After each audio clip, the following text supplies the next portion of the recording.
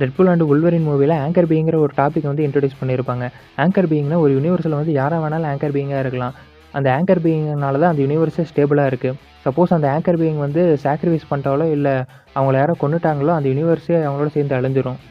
இதுவே சப்போஸ் அவங்க nature death ஆனால் அந்த ஆங்கர் பீங்கிறவங்க அவர்கிட்ட இருந்து இன்னொருத்தருக்கு அப்படியே போயிடும். வேறு ஒருத்தர் ஆங்கர் பீயிங்காக தேர்ந்தெடுக்கப்படலாம். ஃபார் எக்ஸாம்பிள் இப்போ வந்து டெட்பூலோட யூனிவர்ஸில் நம்ம லோகன் அவர் தான் ஆங்கர் பீயிங்காக இருந்திருக்கிறாரு. அவர் வந்து லாராவை காப்பாற்ற போய் அவர் இறந்தங்காட்டி அந்த யூனிவர்ஸும் அவரோட சேர்ந்து அழியிற நிலைமைக்கு வந்து. ஸோ அதனால தான் டெட்பூல் என்ன பண்ணுவார்னா இந்த ஆங்கர் பீயிங்கை ரீப்ளேஸ் பண்ணுற விதமாக வேறு ஒரு வுல்வரினை கண்டுபிடிக்க இன்னொரு யூனிவர்ஸில் ட்ராவல் பண்ணி போவார். அப்படி கண்டுபிடிச்சி கூட்டிகிட்டு வந்தவர் தான் தி ஒஸ்ட் வுல்வரின்.